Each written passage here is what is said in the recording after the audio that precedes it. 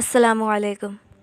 हम लोग कोरोना से तो डर रहे हैं, पर कोरोना को पैदा करने वाले से डरना भूल चुके हैं कि वो अल्लाह है जो हर चीज़ पर कादिर है, जिसके लिए कुछ भी नामुमकिन नहीं।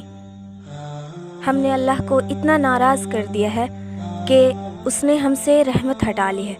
ना हमें फ़िक्र है कि वो हमसे राज़ी है भी या नहीं, वो हमसे क्या चाहता है। बस अल्लाह ने हमें बीमारी में मुब्तला कर दिया है। आज हम परेशान क्यों हैं?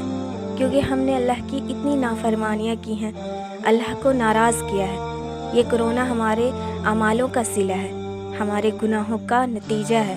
ये कोरोना किसी के लिए रहमत बनकर आई है और किसी के लिए अज़ाब। रहमत उनके लिए है जो अल्लाह के करीब हैं, और अज़ाब उनके लिए है जो अल्लाह की नाफरमानियाँ करते चले जा रहे हैं। एक हदीस में आता है कि आयशा रज़ियल्लाहु ताला अन्हा ने बयान किया कि मैंने आप सल्लल्लाहु अलैहि वसल्लम से ताउन के बारे में पूछा, तो आप सल्लल्लाहु अलैहि वसल्लम ने फरमाया कि ये एक अज़ाब है। अल्लाह ताला जिस पर चाहता है भेज देता है, लेकिन अल्लाह ने इसको मोमिन के लिए रहमत बना दिया है।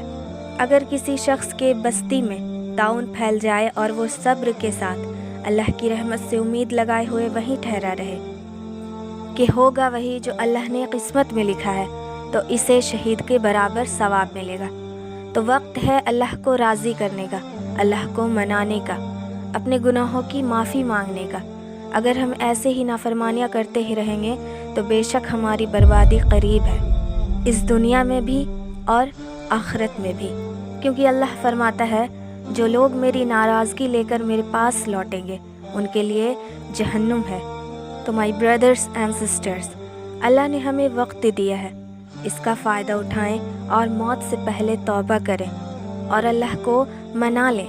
बेशक अल्लाह माफ़ करने वाला बड़ा मेहरबान है।